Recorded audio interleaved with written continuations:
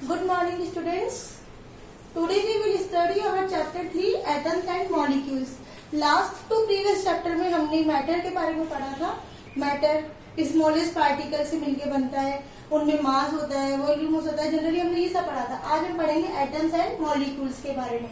इसके लिए सबसे पहले एक इंडियन फिलोसोफर थे महर्षि कर्नाड. उन्होंने एक पोस्टुलेटेड दिया था, if we shall go on dividing matter, अगर हम मैटर को डिवाइड करने लगे, we shall get smaller and smaller particles, तो हम उसके छोटे से छोटे टुकड़े प्राप्त करते जाएंगे. At last the smallest particles can not further divided, लेकिन जो स्मॉलेस्ट पार्टिकल होगा उसे हम लास्ट में अगर और डिवाइड करना चाहे तो हम उसे डिवाइड नहीं कर सकते हैं.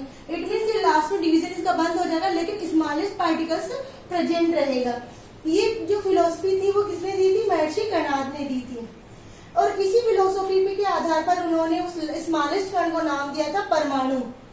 उन्होंने उस छोटे से छोटे कण को जिसे हम और आगे डिवाइड नहीं कर सकते, उस कण को नाम दिया था परमाणु. और एक ग्रीन फिलोसोफर हुए थे डेमोक्रिटस एंड ल्यूफेस, उन्होंने इस स्मॉलेस्ट पार्टिकल्स को एटम नाम दिया था.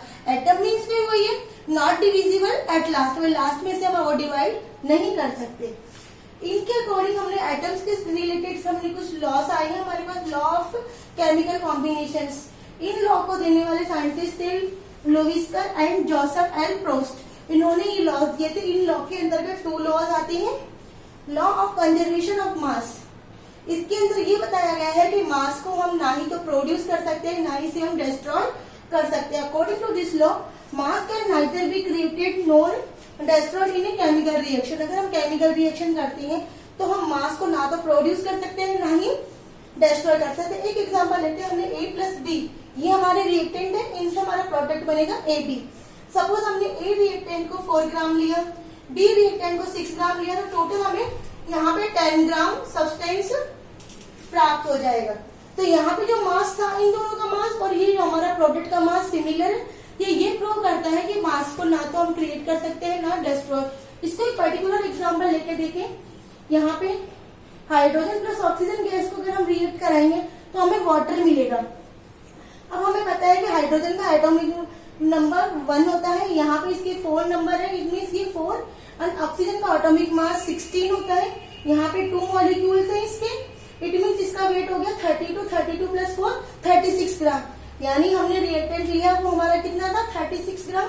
इससे हमारे पास 2 मॉलिक्यूल्स ऑफ वाटर प्रोड्यूस हुआ. यहाँ पे इसका देखो, ऑक्सीजन का 16 प्लस 2 18, यहाँ पे 2 मॉलिक्यूल्स यानी 18 multiply by 6 2 it gives 36. It means reactant and product का मास सेम है. ये प्रूव करता है कि ना ही तो हम मास को क्रिएट कर सकते हैं, ना ही उसे हम डिस्ट्रॉय कर सकते हैं. Then another law of constant proportion, जो मास है वो कांस्टेंट प्रपोर्शन में होता है, फिक्स अमाउंट में होता है, फिक्स रेशियो में होता है. In chemical substance the element are always present in definite proportion by mass. जो उनका मास है वो डेफिनेट प्रपोर्शन के अंतर्गत पाया जाता है. ऐसे हम एग्जांपल लें वाटर का, इसका जो एटॉमिक नंबर है वो 1 है, ऑक्सीजन का एटॉमिक नंबर 8 है. तो ये हमेशा जब भी आप जल की बात करेंगे, H2O की बात करेंगे, 1:8 के अंदर ही प्रेजेंट मिलेगा.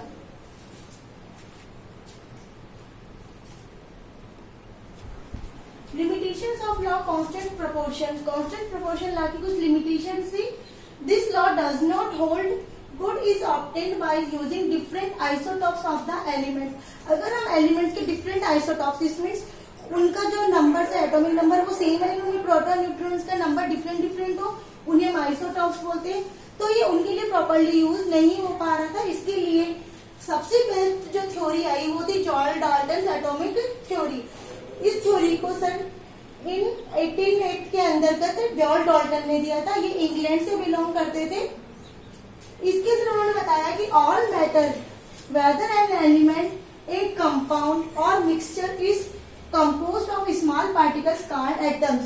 उन्होंने बताया कि कोई भी मैटर हो, चाहे वो एलिमेंट है या हमारा कंपाउंड है, मिक्सचर है, कोई भी है, वो सब स्मॉलेस्ट पार्टिकल से मिलकर बनता है, जिसे हम एटम्स कहते हैं. साथ ही उन्होंने इस एटम से रिलेटेड कुछ इंपॉर्टेंट जानकारियां दी. वो ये थी, all matter is made up of very small tiny particles called atom.